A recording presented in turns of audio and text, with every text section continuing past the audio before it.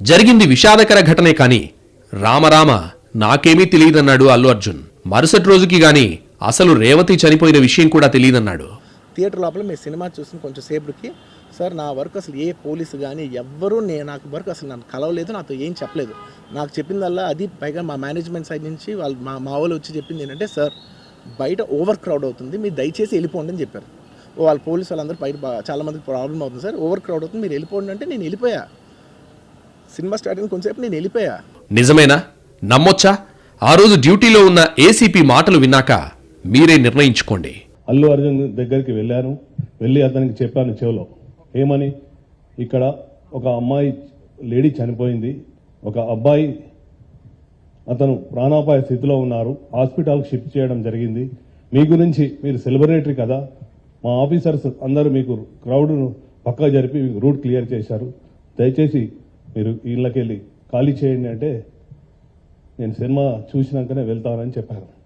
అప్పుడు మళ్ళీ మా సార్కి చెప్పాము, సారు మేము కలిసి లోపలికి వచ్చాము, 10-15 minutes టైం ఇచ్చాము, తర్వాత బయటకు తీసుకొచ్చాము.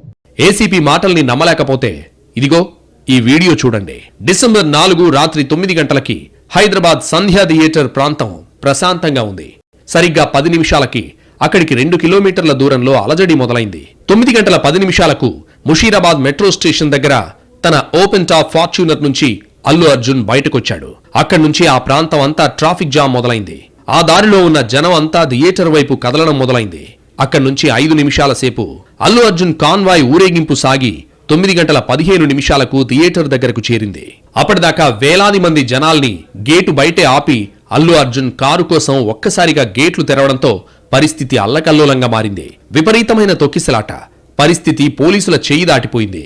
సరిగ్గా అదే సమయానికి రేవతి కుటుంబం థియేటర్లోకి రాగలిగింది.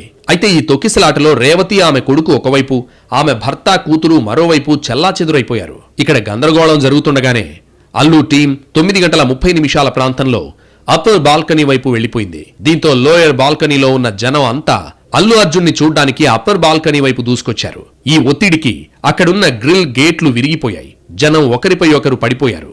అల్లు అర్జున్ మాత్రం అప్పర్ బాల్కనీ వైపు వెళ్లిపోయి గేట్లు మూసేయమని సైగ చేశాడు. అక్కడ గేట్లు మూసేయడంతో కింద జనానికి ఊపిరాడని పరిస్థితి తలెత్తింది. ఈ తొక్కిసలాటలోనే రేవతి ఆమె కొడుకు స్పృహ కోల్పోయారు. వారిని బయటకు తీసుకొచ్చి పోలీసులు సిపిఆర్ చేసినా పరిస్థితి మెరుగవకపోవడంతో ఆస్పత్రికి తీసుకెళ్లారు.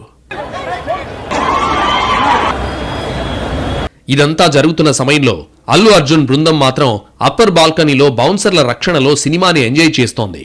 1 గంట తర్వాత